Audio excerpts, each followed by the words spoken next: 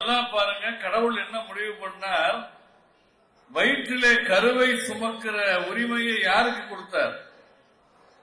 பெண்களுக்கு கொடுத்தார். ஒரு பெரியவர்கிட்ட கேட்டாங்க, அது ஏன் ஆண்களுக்கு அதை கொடுக்கல அப்படின்னு. அந்த பெரியவர் சொன்னார், ஆண்களுக்கு அவ்வளவு பொறுமை கிடையாது. ஒரு 2-3 மாசம் பாப்பான், எங்கேயாவது பஸ் ஸ்டாண்ட்ல கட்டி வச்சுட்டு போயிடுவான்னு கடவுளுக்கு தெரியும். அதனால் பெண்களுக்கு கொடுத்தார் என்று சொன்னார். இன்னைக்கு எல்லாருக்கும், இங்க பேசுகிற எல்லாருக்கும் ஒரு தலைப்பு கொடுத்திருக்கிறார்கள், சக்தி கொடு. சக்தி எப்ப கொடுக்கணும் அப்படின்னு சக்திக்கு தெரியும். சக்தி கொடுப்பது அந்த சக்திக்கு தெரியும். ஆனால் நாம் அந்த சக்தியை பெறுகிற நிலையில் இருக்கிறோமான்னு பார்க்கணும். இவ்வளவு வெளிச்சம் விளக்கு இருக்கு, ஒவ்வொன்றும் ஒரு வாட்ஸ் பவர்ல இருக்கும். நம்ம வீட்டுல எல்லாம் 100 வாட்ஸ் 10 வாட்ஸ் எல்லாம் பல்பு போட்டிருப்போம். ஒவ்வொன்றும் அதனுடைய சக்திக்கு சக்தியை வாங்குது. இந்த விளக்குக்கு இருக்கக்கூடிய மின்சாரம் விளக்குக்குள்ள இல்ல, பவர் ஹவுஸ்ல இருந்து வருது. அதை இது வாங்கி வெளிப்படுத்துது. நமக்கெல்லாம் ஒரு பவர் ஹவுஸ் உண்டு. அதான் அந்த மூலஸ்தானத்தில் இருக்கிற முருகப்பெருமான். அவர் தரக்கூடிய சக்தி நம் அன்றாட வாழ்வில் வெளிப்பட வேண்டும். இந்த ஒலிபெருக்கி தனக்குள்ளே கரண்ட வச்சுட்டு பேசல. வெளியிலிருந்து வருகிற கரண்ட் இந்த ஒலிபெருக்கி செயல்பட உதவுற மாதிரி நீங்களும் நானும் அன்றாட வாழ்க்கையில் செயல்படுவதற்கு தெய்வம் என்கிற சக்தி இருக்கு.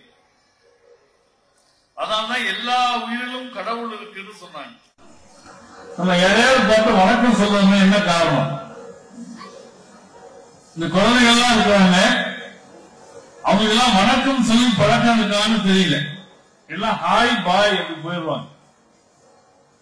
ஆனா வணக்கம் சொல்றதனுடைய நோக்கம் என்னன்னா, எனக்கு எதிர உள்ளவங்க என்னை விட வயசுல பெரியவங்களா இருக்கலாம், சின்னங்களா இருக்கலாம். எதிர உள்ளவங்க என்னை விட படிச்சவங்களா இருக்கலாம், படிப்பு குறைவா இருக்கலாம். எதிர உள்ளவங்க என்னை விட வசதி அதிகமா இருக்கலாம், வசதி குறைவா இருக்கலாம். ஆனால் எனக்குள்ளே இருந்து இயங்குகிற அதே தெய்வ சக்தி தான் உங்களுக்குள்ளேயும் இருந்து உங்களை இயக்குகிறது. அதை நான் வணங்குகிறேன். இதுக்கு அர்த்தமா தான் நம்ம வணக்கம்னு சொல்றோம். அதுக்கு வயது பேதம் கிடையாது, இனபேதம் கிடையாது, பால் பேதம் கிடையாது. எதிரே எந்த உயிர் தோன்றினாலும் அதை வணங்குவது எதற்குன்னா, அதுக்குள்ளே இருக்கக்கூடிய தெய்வ சக்தியை வணங்குவது. அப்ப நமக்கு என்ன கடவுள் தருவார்னா, நீங்க தெரிஞ்சுக்க வேண்டிய முக்கியமான விஷயம் தான், தெய்வ வழிபாட்டுல நீங்க தொடர்ந்து இருக்கீங்க அப்படின்னா அந்த பவர் ஹவுஸ்க்கு உங்களுக்கு ஒரு கனெக்ஷன் இருக்குன்னு அர்த்தம். இந்த பவர் ஹவுஸ்க்கு இருக்க பெரிய பெருமை என்னன்னா, பவர் கட்டே ஆகாத பவர் ஹவுஸ். மின்சாரம் வரும் போகும், தெய்வ அனுகிரகம் இருக்கே, அது சதா சர்வகாலம் வந்துகிட்டே இருக்கு. அதோட நீங்க கனெக்ட் ஆயிட்டீங்கன்னா வேண்டிய நேரத்தில் வேண்டிய வேகத்தில் அந்த அருள் வெளிப்படும். அப்படி அருள் வெளிப்பட்ட 3 பேர்களை தான் நான் இப்ப உங்களோட இந்த குறுகிய நேரத்தில் பார்க்க போறேன். 3 பேர் வாழ்க்கையில சில சம்பவங்கள் நடந்தது. அவர்கள் எல்லாம் வல்ல பரம்பொருளோடு இணைந்திருந்த காரணத்தால் அவர்கள் மூலமாக சக்தி வெளிப்பட்ட தருணம். அது அவங்களுக்கு சாத்தியம்னா நமக்கும் சாத்தியம்.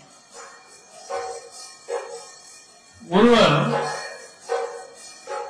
கைலாசபுரத்திலே தோன்றினார்.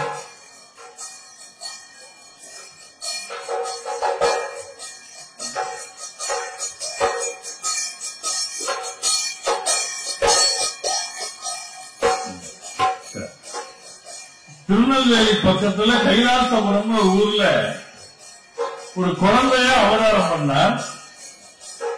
அந்த குழந்தை 3 வயசு வரைக்கும் பேசல. அந்த பிள்ளைய தூக்கிட்டு போய் திருச்செந்தூர் முருகன் கோயில போட்டாங்க. 40 நாள் விரதம் இருந்தார்கள். ஒரு மண்டலம். எப்பவுமே 40 நாள்னா ஒரு மண்டலம்னு அர்த்தம். ஒரு மருந்து சாப்பிட்டு பழகினீங்கன்னா தொடர்ந்து 40 நாள் சாப்பிட்டா அந்த பழக்கம் தானா படிஞ்சிடும். ஒரு உடற்பயிற்சி ஆரம்பிக்கிறீங்க, காலையில 5 மணிக்கு எழுந்து வாக்கிங் போறதுன்னு முடிவு பண்ணி முதல் நாள் அலாரம் வச்சு எழுந்திருப்பீங்க. அடுத்த நாள் அலாரம் தலையில தட்டி அதை தூங்க வச்சுட்டு நம்மளும் தூங்கிடுவோம். ஆனா 48 நாள் விடாமல் அந்த பயிற்சியை மேற்கொண்டால் அது பழக்கமாயிரும். எது பழக்கமோ அது வழக்கமாகும். அப்ப இந்த குழந்தை நான் பேசணும்னு அவங்க பெற்றோர்கள் 40 நாள் திருச்செந்தூரிலே விரதம் இருந்தார். 3 வயசு குழந்தை. அப்பெல்லாம் கோயிலுக்குள்ளேயே பக்தர்கள் படுத்து உறங்குவார். அது ஒரு நல்ல வழக்கம் நம்ம நாட்டில் இருந்தது. அப்படி படுத்து உறங்குகிற போது ஒரு நாள் எல்லாம் வல்ல முருகப்பெருமான் நேரிலே தோன்றி அந்த குழந்தைய வாயை திறக்க சொன்னார். குழந்தை வாயை திறந்தது. நாக்க நீட்டுனார். நாக்க நீட்டுச்சு. நாக்குல வேளால ஓம் சரவண பவன் எழுதினார். 6 எழுத்து மந்திரம். அந்த 6 எழுத்து மந்திரத்தை எழுதிய உடனேயே அந்த குழந்தை பேசல, பாடவே தொடங்கிச்சு. அந்த குழந்தைதான் குமரகுருபர சுவாமிகள். ஒரு 350 வருஷம் முன்னால் இங்கே அவர்கள் ஸ்தூல உடலோடு இருந்தார்கள். அவங்க அருளியது கந்தர் கலிவெண்பா. குழந்தைகளுக்கு கந்தர் கலிவெண்பா சொல்லிக் கொடுத்தீங்கன்னா நல்ல மனப்பாட சக்தி வளரும். வெறும் மனப்பாடம் அல்ல, அந்த அர்த்தம் தெரிஞ்சு படிக்கக்கூடிய ஒரு பக்குவம் வரும். அப்ப தனக்கு முன்னால முருகப்பெருமான் எப்படி தோன்றினார்னு அப்பா அம்மாவை எழுப்பி அந்த குழந்தை சொல்லுது.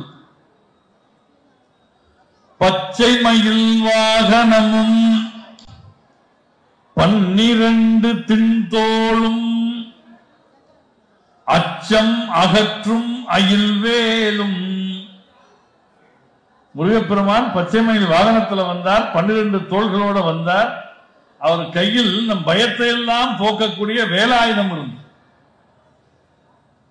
கச்சையில பட்டு கட்டியிருக்கார். திருவரையும் சீரடியும் செங்கையும் அப்படி வந்து தோன்றினாராம். விரிகிரணம் சிந்த புனைந்த திருமுடிகள் ஓராறும் 6 தலையிலேயும் மகுடம் சூட்டி இருக்கிறார். அவர் என்ன கொடுத்தாராம்? இந்த குழந்தைகளுக்கு கல்வி அறிவை கொடுத்தாராம். ஆசு முதல் நாற்கவியும் அட்டாவதானமும் சீர் பேசும் இயல் பல்காப்பிய தொகையும் ஓசை எழுத்து முதலாம் 5 இலக்கணமும் தோய்ந்து படுத்த தமிழ் புலமை பாலித்து.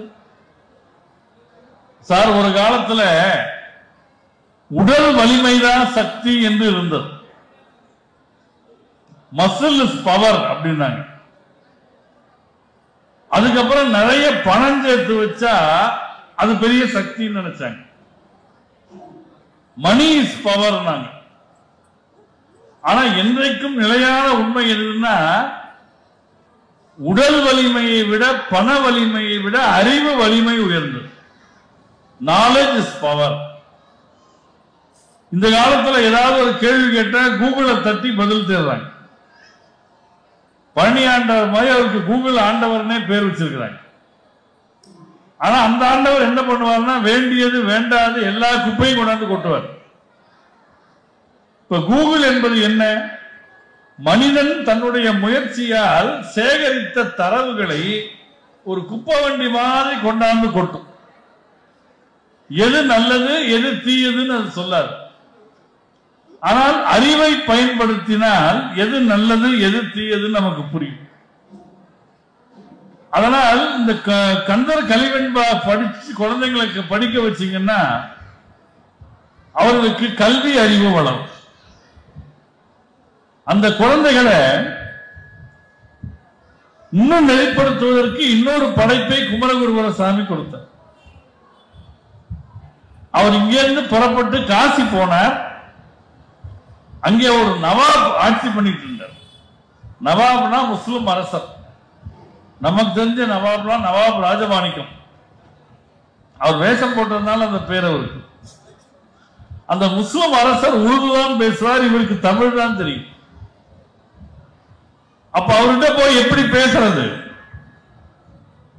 அப்போ எல்லாம் வல்ல கலைமகளை பிரார்த்தனை பண்ணி சகலகலாவல்லி மாலை பாடினார்.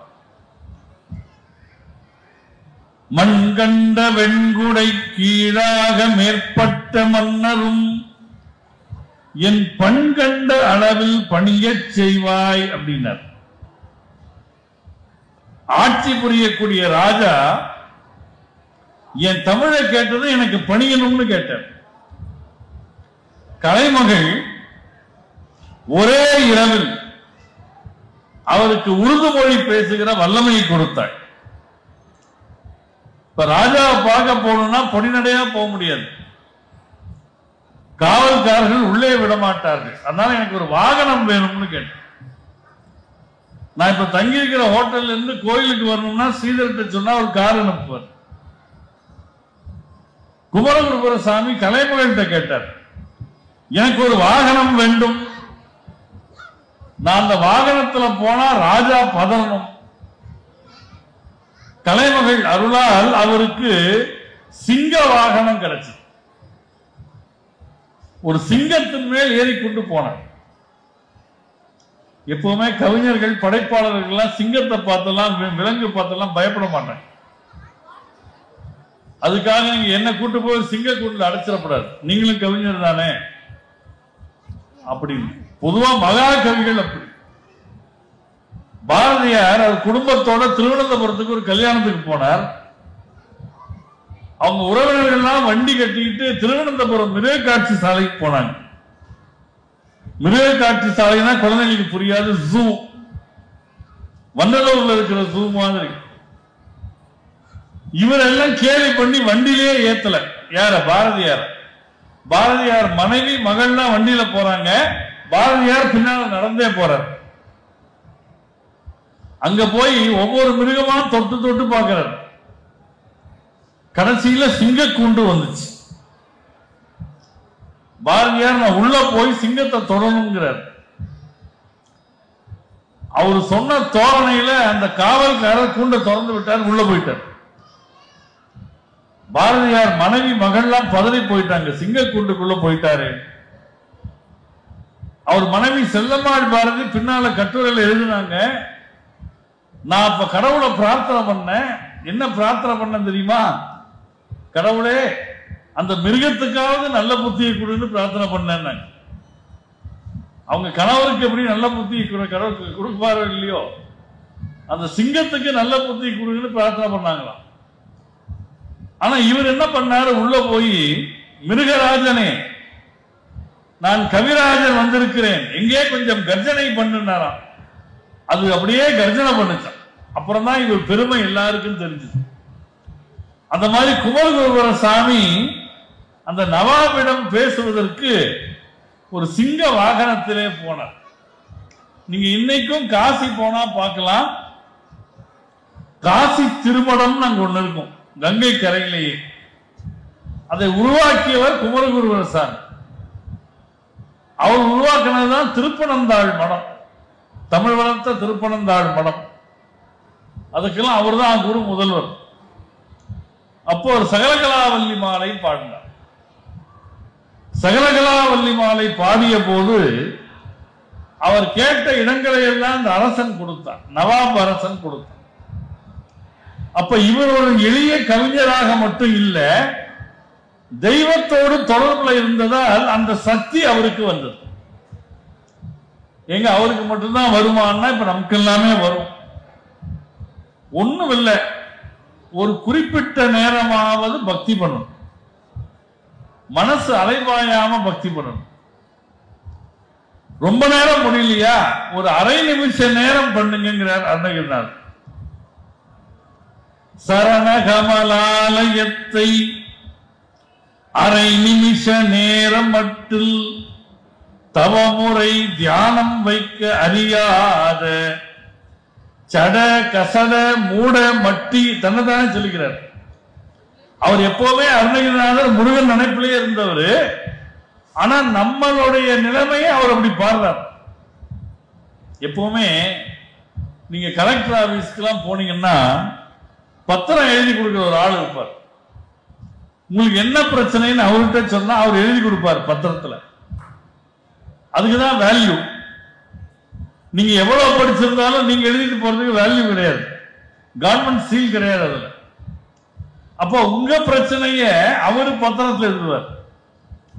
அதுபோல் நம்ம பிரச்சனையை அருளாளர்கள் பாட்டா எழுதினாங்க. அவங்க சதா சர்வ காலம் இறை சிந்தனையில இருந்தவர்கள். ஆனா என்னால முடியல அப்படின்னு நம்ம சார்பா எழுதினாங்க. சரணகமலாலயத்தை அரை நிமிஷ நேரமட்டில் தவமுறை தியானம் வைக்க அறியாத சட கசட மூடமட்டி பவவினையிலே சலித்த தமியன் மிடியால் மயக்கம் உருவேனும். அப்படி முருகனை பாடினா அவன் என்னெல்லாம் கொடுப்பான்னு ஒரு லிஸ்ட் கொடுத்தார். நம்ம எல்லாமே இது பண்ணா எனக்கு என்ன கிடைக்கும்னு கேட்கும். ஒண்ணும் இல்லை, வீட்டுல சமையல் பண்ணல, போனை எடுத்து ஒரு ஆப்ல சாப்பாடு பதிவு பண்ண, அது ஸ்விக்கியா சொமேட்டோவான்னு எப்படி முடிவெடுக்கிறான்னா எதுல ஆஃபர் கிடைக்குது. சோரே உனக்கு தான் வருது, இதுல ஆஃபர் வேற கூட வர வேண்டியது, இலவச இணைப்பு. எனக்கு என்ன கிடைக்கும்னு யோசிக்கிறது நம்ம மனசு. அதான் அருணகிரிநாத சொல்றார், தருணம் இது ஐயா, இதுதான் கரெக்டான டைம். எதுக்கு? கணம் அது உரு நீள் சௌக்கிய சகல செல்வ யோகம் மிக்க பெருவாழ்வு தகமை சிவ ஞானமுக்தி பரகதியும் நீ கொடுத்து உதவி புரிய வேணும் நைத்த வடிவேலான்னு கேட்கிறார். அப்போ சதா சர்வ காலம் உங்களுடைய கனெக்ஷன் தெய்வத்தோடு இருக்கும். அப்படி இருந்தவர்கள் அருளாளர். குமரகுருபரர் வாழ்க்கை அப்படி ஒரு வாழ்க்கை. அதே மாதிரி தெய்வத்தோடு சதா நேரமும் இணைப்புல இருந்த இன்னொருத்தர், அவரு இந்த 300-350 வருஷத்துக்குள்ள பிறந்தவர் தான். எங்க ஊர்ல பிறந்தவர், திருக்கடவூர். அவர் பேர் சுப்பிரமணியன். அவர் அம்பாள் ஞாபகமாவே எப்பவும் இருப்பார். எந்த பெண்ணை பார்த்தாலும் அவருக்கு அம்பாள் சொரூபமா தெரியும். ஆண்கள் பல பேருக்கு அப்படித்தான், பெண்களை பார்த்தா அம்பாளா தெரியும். குறிப்பா கட்டண மனைவி ஆரம்பத்துல பார்வதி தேவி மாதிரி தெரியும்.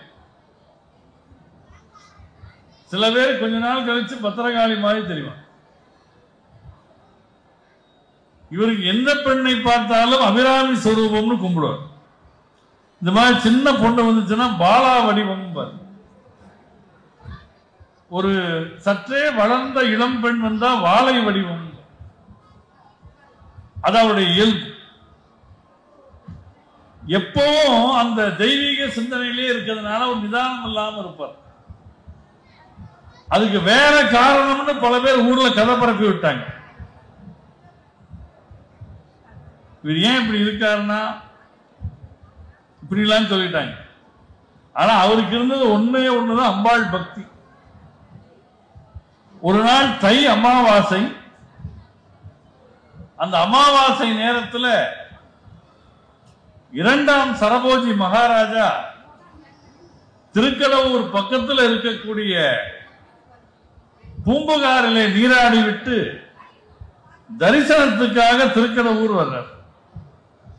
ராஜா வந்தா கேட்கணுமா, தடபடலாம் வரவேற்பு. முதல்ல போய் கள்ளவாரண பிள்ளையார வணங்கிட்டு அமிர்தகடேஸ்வரரையும் காலசம்மாரமூர்த்தியும் வணங்கி பிரகாரம் வலம் அபிராமி சன்னதிக்கு வர்றார் 2ஆம் சரபோஜி. எல்லாம் ராஜாவை பார்த்து எழுந்து கும்பிடுகிறார். இவர் மட்டும் தியானத்துல நிஷ்டையில் அப்படியே அமர்ந்திருக்கிறார். அவர் தன்னை மதிக்கலைங்கிற வருத்தம் சரபோஜிக்கு வந்தது. இதுதான் தகுந்த நேரம்னு பார்த்து சில பேர் போட்டு கொடுத்தான். அவர் வாமாச்சாரம் பண்றார், கோயிலுக்குள்ள நிதானம் இல்லாம இருக்கிறார் சொன்னார். ராஜா 2 பேரை விட்டு அவரை உலுக்கி எழுப்ப சொன்னார். உலுக்கி எழுப்புனா அவர் கண் திறந்து பார்த்தார். அன்னைக்கு தை அமாவாசை. அவர் வேலை அங்க பஞ்சாங்கம் பார்ப்பார். இந்த கோபத்துல ராஜா கேட்டார், ஓய் நீர் பிராமணர் தானே, இன்னைக்கு என்ன திதின்னு கேட்டேன் அப்படின்னார். இவர் மனசுக்குள்ள களங்கமில்லாத முழு நிலவாக அபிராமி அம்மையினுடைய திருவுருவம் நிறைந்திருந்தது. அவர் சொன்னார், அபிராமியின் திருமுகத்தை மனதில் நினைத்து இன்னைக்கு பௌர்ணமின்ட்டார். அப்படியானால் சாயங்காலம் நிலா வருமா? வரும், கண்டிப்பா வரும். ராஜா சொன்னார், சாயங்காலம் நிலவு வராவிட்டால் இவன் கருத்தை வெட்டிட்டு அங்கேயே அவர் ராஜா போய் பக்கத்துல தங்கினார். அவர் சுய நினைவுக்கு வந்தப்புறம் எல்லாம் சொன்னாங்க, இப்படி தப்பு பண்ணிட்டே சுப்பிரமணியா, இன்னைக்கு அமாவாசையாச்சு, நீ பௌர்ணமின்னு சொன்னியே, நியாயமா? சாயங்காலம் ஆனா ராஜா உன்னை சிரச்சேதம் பண்ண போறார், நீ இப்பவே போய் மன்னிப்பு கேட்டு. அவர் சொன்னார், அபிராமி சன்னதியிலே நின்று சொன்னவன் நான் இல்லை, சொல்ல வைத்தவள் அபிராமி, சகலத்துக்கு அவளே பொறுப்பு. ராஜா என்ன சிரச்சேதம் பண்றது, நானே அம்பாள் கிட்ட விண்ணப்பிக்கிறேன், அவர் தராட்டி என் உயிரை நான் போக்கிக் கொள்ளுவேன்னு இந்த மாதிரி ஒரு பெரிய மேடை 101 கயிறுல கட்டப்பட்டிருக்கு. கீழே நெருப்ப வளர்த்தார், பெரும் நெருப்பு. ஒவ்வொரு பாட்டா பாடுகிற போது ஒவ்வொரு கயிறா அறுத்துக்கிட்டே வந்தார். முதல்ல அவர் பாடினது விநாயகர் காப்பு. தாரமர் குன்றையும் சண்பக மாலையும் சாத்தும் தில்லை ஊரதம் பாகத்து உமைமைந்தனே, உலகேழும் பெற்ற சீர் அபிராமி அந்தாதி எப்போதும் என் சிந்தையுள்ளே, காரமர் மேனி கணபதியே நிற்க கட்டுரையே. விநாயகரை வணங்கி ஆரம்பிச்சார். அது ஒரு அழகு என்னன்னா, அந்த ஊர்ல இருக்கிற பிள்ளையார் திருக்கடவுர் பிள்ளையார், கள்ளவாரண பிள்ளையார். ஆனா அவரு கும்பிட்டது யாருன்னா சிதம்பரத்தில் இருக்கிற விநாயகர். தாரமர் கொன்றையும் சண்பக மாலையும் சாத்தும் தில்லை ஊரதம் பாகத்து உமைமைந்தனே. 2 காரணம். சைவர்கள் எதை சொன்னாலும் சிதம்பரத்தை சொல்லி தொடங்குவார்கள். அதான் நம்ம மரபு. இப்ப நான் உரையை தொடங்குகிற போது திருச்சிற்றம்பலம் அப்படின்னு தொடங்கின மாதிரி, ஓதுவாமூர்த்திகள் தேவாரம் பாடுகிற போது திருச்சிற்றம்பலம்னு தொடங்குவார். இன்னொரு காரணம் உண்டு. எங்க ஊர்ல இருக்கிற விநாயகர் திருக்கட ஊர்ல அவருக்கு பேரே கள்ளவாரண பிள்ளையார். கள்ளவாரணம்னா தமிழ்ல சொன்னா திருட்டு பிள்ளையார்னு அர்த்தம். சோர கணபதி. ஏன் தெரியுமா? அமுதத்தை கடைந்து தேவர்கள்லாம் கொண்டு வந்து அவர் முன்னால அதை வச்சாங்க. அவர் இருக்கிறத கவனிக்கல, வச்சுட்டாங்க. போய் குளிச்சுட்டு வந்து சாப்பிடலாம்னு முடிவெடுத்தாங்க. நம்ம ஊர்ல சொல்லுவாங்க, கூடானாலும் குளித்து குடி. அப்ப அமுதத்தை குடிக்கணும்னா குளிக்கணுமா வேண்டாமா? திரும்பி வர்றதுக்குள்ள இவர்கள் தன்னை வணங்காமல், தனக்கு நைவேத்தியம் பண்ணாமல் ஒரு வேலையை தொடங்கினாங்கன்னு அந்த அமுத கலசத்தை எடுத்து அப்படி தும்பிக்கையில மறைச்சு வச்சுக்கிட்டார். அதனால் அவர் கள்ளவாரண பிள்ளையார். அப்புறம் திருமால் வந்து ரெக்கமெண்டேஷன் எல்லாம் பண்ணி வாங்கி கொடுத்தார். மாமா, தாய் மாமா. அப்ப அபிராமி பட்டர் நினைக்கிறார், இந்த உலகத்துக்கெல்லாம் பயன்படக்கூடிய ஒரு அமுத கலசம் மாதிரி நான் அபிராமி அந்தாதியை பாட போறேன். நான் பாட்டுக்கே கள்ளவாரண பிள்ளையார்கிட்ட ஆரம்பிச்சு அவருக்கு எடுத்து வச்சுக்கிட்டா என்ன பண்றதுன்னு கள்ளவாரண பிள்ளையாருக்கு பதிலாக எல்லாருக்கும் எல்லாவற்றையும் கொடுக்கும் கற்பக விநாயகரை, சிதம்பரத்தில் இருக்கக்கூடிய விநாயகரை பாடினாராம். முதல் பாட்டு அம்பாளுடைய பேரழகை வர்ணிக்குது.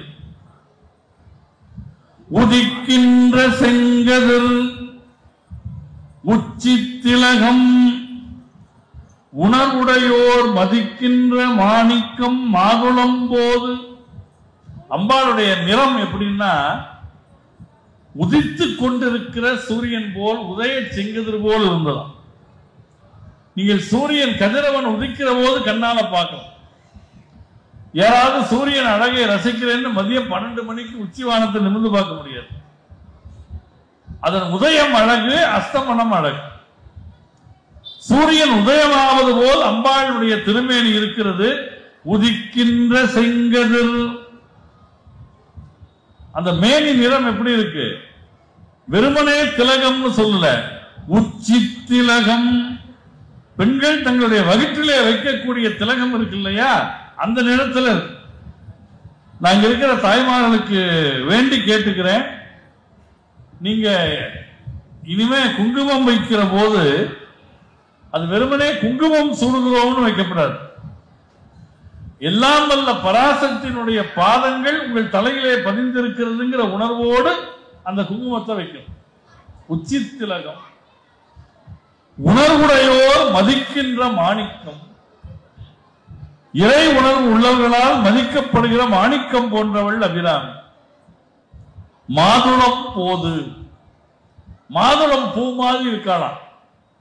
நீங்க மாதுளம் பூவை தனியா பார்த்தீங்கன்னா ஒரு பெண் கைகூப்பி இருக்கிற மாதிரி இருக்கும். அந்த வண்ணமும் அம்பிகையினுடைய வண்ணம், தோற்றமும் ஒரு பெண் போல் இருக்கும். மலர்கமலை துதிக்கின்ற மின்கொடி. சரஸ்வதியும் மகாலட்சுமியும் அவளை வணங்கி கொண்டிருக்கிறார்கள். மென்கடி குங்குமத்தோயம் என்ன. அந்த குங்கும வாசனை அவள் இருக்கிற வீட்டில் வீசும். தொடர்ந்து பக்தி பண்ணக்கூடிய வீடுகள்ல, ஸ்ரீசக்கர பூஜை பண்ற வீடுகள்ல திடீர்னு ஒரு குங்கும வாசனை வரும். அம்பாள் எழுந்தருளுகிறாள். மென்கடி குங்கும தோயம் என்ன விதிக்கின்ற மேனி அபிராமி எந்தன் விழுத்துணையே நிலையான துணை என்று பாடும். இப்படி அந்தாதி நிறைய பாடிட்டே வர்றார். முழுக்க சொல்ல நேரம் இல்லை. 79வது பாட்டு. விழிக்கே அருளுண்டு அபிராம வல்லிக்கு வேதஞ்சொன்ன வழிக்கே வழிபட நெஞ்சுண்டு எமக்கு வழி கிடக்க வழிக்கே சுழன்று பாவங்களே செய்து பாழ் நரக குழிக்கே அழுந்தும் கயவர்தமோடு என்ன கூட்டினி. ஏன்னா பாருங்க, பூமிக்கு ஆகாசத்துக்குமா அம்பிகை தோன்றினாள். அவள் தன் காதில் அணிந்திருந்த தாடங்கத்தை கடற்றி ஆகாயத்திலே வீசினால் அது முழு நிலவு போல ஒளி வீசி எல்லாரும் பரவசத்திலே ஆழ்ந்து போனார்கள். அருகே ஒரு மாடத்திலே உப்பரிகையிலே இருந்து பார்த்து கொண்டிருந்த சரபோஜி மகாராஜா ஓடோடி வந்து சுப்பிரமணியர் கால்களை பணிந்தார். அங்க இருந்தவங்க எல்லாம் சொன்னாங்க, ஐயா, இதுவரைக்கும் தான் உனக்கு சுப்பிரமணியன் பேரு, உனக்காக அபிராமியே வந்து உனக்கு காட்சி கொடுத்திருக்கிறாள், அமாவாசையை பௌர்ணமியாக்கி இருக்கிறாள், அதனால் உன் பெயர் இனி அபிராமி பட்டர். அபிராமி பட்டர் சொன்ன அபிராமி பட்டருக்கு அந்த பகுதியில் இருக்கக்கூடியவர்கள் எல்லாம் நெல் அளக்க வேண்டும்னு ராஜா செப்பு பட்டயம் அடிச்சு கொடுத்தார். அந்த பட்டயம் ரொம்ப நாள் அங்க இருக்கு. எங்க குடும்பத்தில இருந்தெல்லாம் கூட அளந்து கொடுத்திருக்காங்க. அவருடைய வழியில வந்தவர் அமிர்த பாரதின்னு ஒருத்தர் திருச்சியில ரொம்ப நாள் இருந்தார். அவர் வழியில வந்த வாரிசு. அது 300-350 ஆண்டுகளுக்கு முன்னாலே நடந்தது. அப்போ அந்த அம்பாளோட நீங்க கனெக்ட் ஆயிட்டீங்கன்னா அவ வந்து பிரத்யட்சமா வருவான். இதே குமரகுருபரர் மீனாட்சி அம்மை மேல பிள்ளை தமிழ் பாடினார். ஒரு அருமையான மீனாட்சி சன்னதி இந்த கோயில் இருக்கு. பிள்ளை தமிழ் பாடிய போது திருமலை நாயக்கர் உட்கார்ந்து கேட்கிறார். திடீர்னு அவர் மடியில ஒரு 5-6 வயசு பெண் குழந்தை பச்சையில பட்டுப்பாவாடை கட்டி வந்து ராஜா மடியில ஏறி உட்கார்ந்து. அந்த குழந்தை யாருன்னே தெரியல. அவர் அப்பதான் வருகை பருவம் பாடிட்டு இருக்கார் குமரகுருபரர். மீனாட்சியை ஒரு குழந்தையா உருவகம் பண்ணி வருக வருகன்னு பாடுறது வருகை பருவம். தொடுக்கும் கடவுட்படம் பாடல் தொடையின் பயனே நரைபழுத்த துரைத்தீன் தமிழின் ஒழுகுனரும் சுவையே அகந்தை கிழங்கை அகழ்ந்து எடுக்கும் தொழும்பர் உலக்கோயிலுக்கு ஏற்றும் விளக்கே வளர்சிமைய இமய பொறுப்பில் விளையாடும் இளமென்பிடியே எரிதரங்கம் உடுக்கும் போனம் கடந்து நின்ற ஒருவன் திரு உள்ளத்தில் அழகொழுக எழுதி பார்த்திருக்கும் உயிரோவியமே மதுகரம் வாய் மடுக்கும் குடற்காடேந்தும் இள வஞ்சிக் கொடியே வருகவே மலையத்துவசன் பெற்ற பெருவாழ்வே வருக வருகவேன்னு பாடினார். அந்த குழந்தை ராஜா மடியில ஏறி உட்கார்ந்து ராஜா அணிந்திருந்த முத்து மாலையை கழற்றி குமரகுருபருக்கு அணிவித்தார்.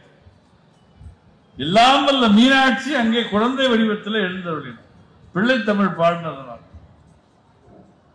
அப்படி நீங்கள் உங்களை ஒரு சக்தி மையமாக ஆக்கிக் கொண்டு அந்த சக்தியோடு தொடர்பில் இருந்தால் சதா சர்வ காலம் தெய்வ அனுக்கிரகம் நம்ம வாழ்க்கைக்குள்ள வந்து கொண்டே இருக்கு. அவர்தான் அபிராமி அம்மை பதிகம் பாடினார். நம்ம வாழ்க்கையில 16 பெற்று பெருவாழ்வு வாழ்கன்னு வாழ்த்தோம். பல பேர் நினைச்சுக்கிறாங்க அப்ப 16 குழந்தைகள் பிறக்கணும் போல இருக்கு. இப்பெல்லாம் ஒண்ணுக்கே ரொம்ப சிரமப்படுறாங்க. அதுக்குன்னே மருத்துவமனைகள்லாம் வந்துருச்சு. ஒரு காலத்துல ரொம்ப இயல்பா நடக்கும்.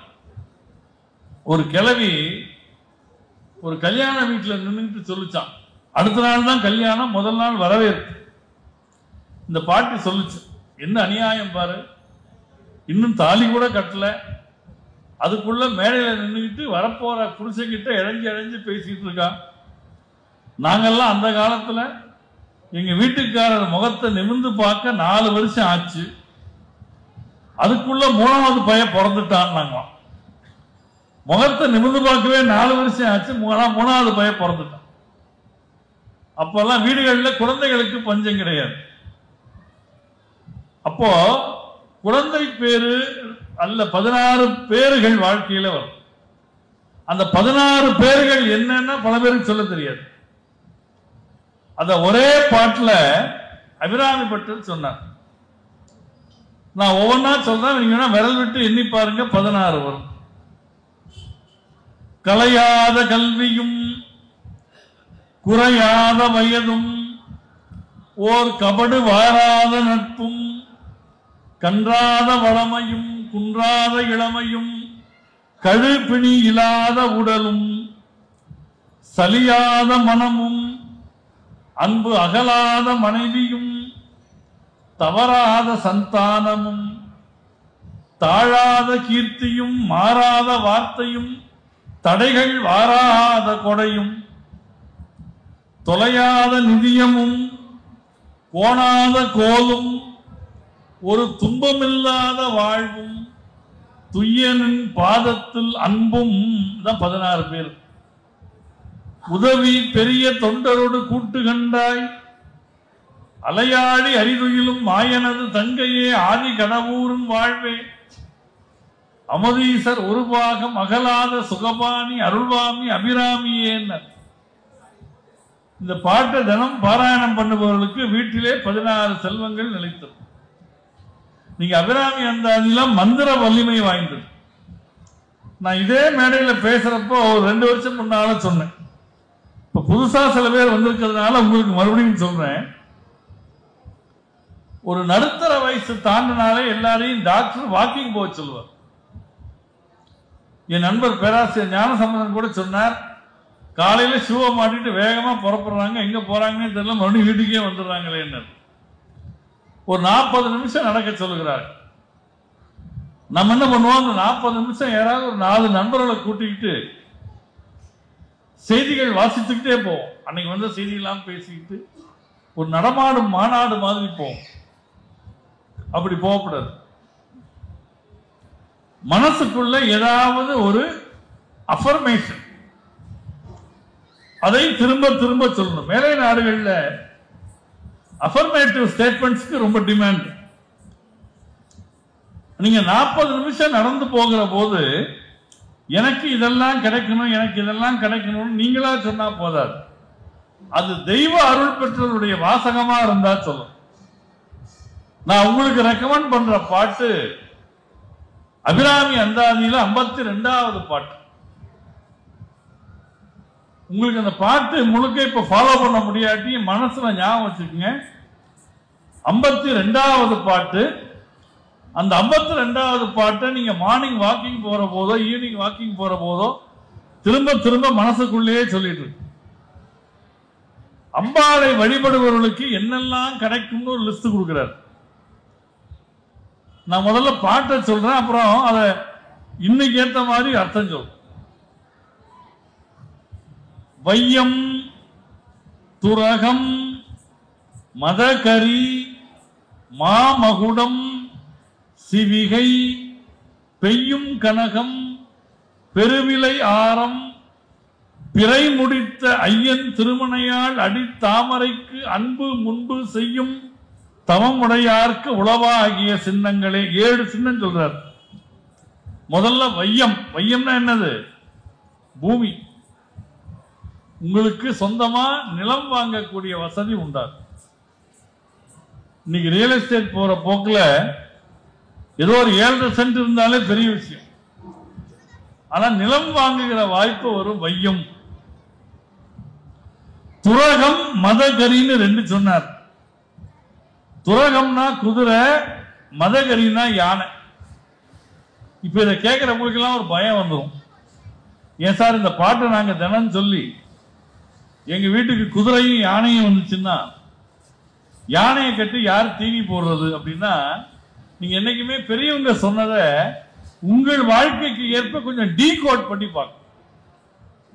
துரகம் அப்படின்னா என்ன தெரியுமா? குதிரை அல்ல, ஹார்ஸ் பவர் உள்ள ஒரு 2 வீலர்னு வச்சுக்கோங்க. அதுதான் ஹார்ஸ் பவரோட வருது. அப்ப நீங்க ஆபீஸ் போயிட்டு வர்றது, பக்கத்துல கடத்தெருவுக்கு போறதுக்கு ஒரு நல்ல 2 வீலர் வாங்குகிற வாகன பிராப்தி கிடைக்கும். மதகரின்னா ஒரு யானை மாதிரி ஒரு கார். அது BMW இருக்கலாம், ஆடியா இருக்கலாம், இன்னோவா கிறிஸ்தாவா இருக்கலாம், ஏதோ ஒண்ணு. குடும்பத்தோட திருமணங்களுக்கு போறதுக்கு, விசேஷங்களுக்கு போறதுக்கு ஒரு பெரிய கார், ஒரு டூர் போறதுக்கு. வையம் துரகம் மதகரி மாமகுடம் அப்படின்னு அர்த்தம். பதவிகள் கிடைக்கும், பதவி உயர்வு கிடைக்கும். சும்மா 30 வருஷம் 40 வருஷம் ஒரே ஆபீஸ்ல ஒரே சேர பேசிட்டு இருக்க வேண்டிய வராது. வேலைக்கு தக்க, தகுதிக்கு தக்க, திறமைக்கு தக்க உயர்வுகள், ரெகக்னிஷன் உரிய நேரத்தில் வரும். வையம் துரகம் மதகரி மாமகுடம் சிவிகை. சிவிகைனா பல்லக்குன்னு அர்த்தம். சார் பல்லக்குல போறதுக்கு ரொம்ப காலம் இருக்கு, அது உண்மைதான். ஆனா இந்த பல்லக்கு என்ன தெரியுமா? பூமியில போகாம மேல போகக்கூடிய வாகனம். அப்படின்னா அடிக்கடி பிளைட்ல போயிட்டு வருவீங்கன்னு அர்த்தம். விமான பயண பிராப்தி கிடைக்கும். அதான் சிவிகை. வையம் துரகம் மதகரி மாமகுடம் சிவிகை. எல்லாத்தோட ஒன்று சொன்னார் பாருங்க, பெய்யும் கனகம்னர், லிக்விட் கேஷ். உங்களுக்கு எஃப்டில இருந்தா நீங்களே நினைச்சாலும் எடுக்க முடியாது. சார் இன்னும் மெச்சூர் ஆகலங்கிறார் பேங்க்ல மேனேஜர். அவர் எஃப்டியை சொல்றாரா நம்மள சொல்றாரான்னு தெரியல. உரிய காலம் வரத்துக்குள்ளேயே உடைக்க வந்துட்டியப்பா, நீ இன்னும் மெச்சூரிட்டியே வரலையே அப்படின்னு. அப்போ லிக்விட் கேஷ், பெய்யும் கனகம், பெருவிலை ஆரம். பெண்களுக்கு ஆரம் விழும், ஆண்களுக்கு என்னது ஆரம்னா பல விருதுகள் கிடைக்கும். உங்களுடைய கான்ட்ரிபியூஷனுக்காக சமூகம் உங்களை அங்கீகரித்து, அரசாங்கம் அங்கீகரித்து ஒரு கலைமாமணி, ஒரு பத்மபூஷன், ஒரு பத்மஸ்ரீ மாறிக்கும். இதெல்லாம் அம்பாளை வழிபடக்கூடியவர்களுக்கு கிடைக்கும். இந்த ஒரு பாட்டை நீங்க மனப்பாடம் பண்ணி தினம் 40 நிமிஷம் வாக்கிங்ல சொல்லிட்டே இருந்தா that is the most powerful affirmation. வையம் துரகம் மதகரி மாமகுடம் சிவிகை பெய்யும் கனகம் பெருவிலையாரம் பிறை முடித்த ஐயன் திருமணையால் அடித்தாமரைக்கு அன்பு முன்பு செய்யும் தவமுடையார்க்கு உளவாகிய சின்னங்களே. மூணாவதா ஒருத்தரை சொல்றேன்னு, நான் அவரை பத்தி ஒரு ஜாடகம் காமிச்சாலே நீங்க எல்லாம் புரிஞ்சுக்குவீங்க. யாரு நீங்களே சொல்லுவீங்க. அப்படின்னா யாருங்க? பாருங்க, நான் ஒண்ணுமே பண்ணல. இப்படின்னா பாரதியார் நம்ம மனசுல அவர் அவ்வளவு தூரம் பதிஞ்சு இருக்கிறார். அவர் அம்பாள் பக்தர். அவர் அம்பாளை போய் மிரட்டுவார். என் பராசக்தி, வெறும் உப்பு புளிக்காக நான் கவலைப்படுற ஜென்மமானா, நீ இப்படிலாம் என்ன சோதனை பண்ணினா நான் நாஸ்திகன் ஆயிரம், ஜாக்கிரதையா இருந்தார். யார்? அம்பாள்கிட்ட போய். அவர் அம்பாள் கிட்ட என்ன கேட்டார்னா, தோலை வலிவுடையதாக்கி உடல் சோர்வும் பிணி பலவும் போக்கி அறிவாளை கொண்டு பிளந்தாலும் கட்டு மாறா உடல் உறுதி தந்து சூரியனை பார்த்த தாமரை மாதிரி முகம் மலரணுமா, சுடர் நாளை கண்டதொரு மலர் போல் ஒளி நன்னி திகழும் முகம் தந்து மத வேளை வெல்லும் முறை கூறி தவ மேன்மை கொடுத்தருளல் வேண்டும். 39 வயசு தான் இருந்தார். ஆனா இன்னும் எவ்வளவு நூற்றாண்டு ஆனாலும் அவருடைய புகழ் நிலைக்கும். அம்பாள் அப்படி ஒரு அனுகிரகம் பண்ணார். நான் அதுல ஒரு பாட்டு உங்களுக்கு எல்லாம் தெரிஞ்ச பாட்டை கொஞ்சம் விளக்கமா சொன்னா இந்த உரையை நிறைவு பண்ணக்கூடிய காலகட்டம் வரும். இன்னைக்கு 8:15 மணி வரைக்கும் சொல்லியிருக்கிறார். 8:15 ரொம்ப ஆபத்தான பெயர். கம்பரை பார்த்து ஔவையார் திட்டப்ப 8:15 லட்சணமேன். அது என்ன 8:15 லட்சணம் தெரியுமா? தமிழ் நம்பர்ல பாத்தீங்கன்னா 8க்குரிய சிம்பல் ஆனா, கால் அதுக்குரிய சிம்பல் வானா. அவலட்சணமேங்கிறது தான் 8:15 லட்சணமேன். யமனேரும் பரியே மட்டில் பிரியம்மை வாகனமே முட்ட ஒரு கூரையில்லா வீடே குலராமன் தூதுவனே ஆரையடா சொன்னாய், அதுன்னு அவ்வை பாட்டு. உங்களுக்கு எல்லாம் தெரிஞ்ச பாட்டு. இந்த வாழ்க்கையை கடவுள் ஒரு வீணை மாதிரி செஞ்சு கொடுத்திருக்கிறார். நல்லதோர் வீணை செய்தே அதை நலங்கெட புழுதியில் எரிவது உண்டோன்னு கேட்டார். அந்த பாட்டு உங்களுக்கு தெரியும். அது ரொம்ப அருமையான இடம். இந்த உடம்பு இருக்கே, அது மனசு சொல்றத கேட்கும். அதுதான் உடம்பு. காலையில 4 மணிக்கு எழலாம்னு மனசு சொன்னா உடம்பு எந்திரிக்கணும். இல்ல அப்புறம் பார்த்துக்கலாம்னு உடம்பு டிக்டேட் பண்ணுச்சுன்னா மனசு கண்ட்ரோலுக்கு வரலைன்னு அர்த்தம். இப்போ இந்த பிள்ளைகள்லாம் பந்து விளையாடுவாங்க. அந்த பந்துக்குன்னு ஏதாவது வேகம் உண்டோ? கிரிக்கெட் பால் இருக்கு, ரப்பர் பால் இருக்கு, ஃபுட்பால் இருக்கு, வாலிபால் இருக்கு, பாஸ்கெட் பால் இருக்கு. அந்த பாலுக்குன்னு ஒரு வேகம் உண்டா? கிடையாது. நீங்க என்ன வேகத்துல வீசுறீங்களோ அதுதான் பாலோட வேகம். இந்த உடம்பு அந்த பந்து மாதிரி, மனசுதான் பந்த வீசுற ஆளு. விசையுறு பந்தினை போல் உள்ளம் வேண்டியபடி செல்லும் உடல் கேட்டேன். நீங்க இந்த பாட்டை படிக்கிறப்ப உள்ளம் வேண்டியபடின்னு படிக்கக்கூடாது. விசையுறு பந்தினை போல் உள்ளம் வேண்டியபடி செல்லும் உடல் கேட்டேன். அப்ப உடம்புக்கு எது ஆணை போடணும், உத்தரவு போடணும்னா மனசு. ஆனா அந்த மனசு இருக்கே, அது நல்ல உத்தரவா போடணும். சாயங்காலம் 7 மணிக்கு கிளம்பி வடபழனி ஆண்டவர் கோயிலுக்கு போங்க, ஜன சொற்பொழிவு இசை நிகழ்ச்சி இருக்குன்னு உத்தரவு போடணும். புதுசா 2-3 படம் வந்திருக்கு, நீ அங்க போயிருந்து உத்தரவு போடக்கூடாது. மனசுல விருப்பங்கள் குறையணும், லட்சியம் இருக்கு. நசையறு மனம் கேட்டேன்.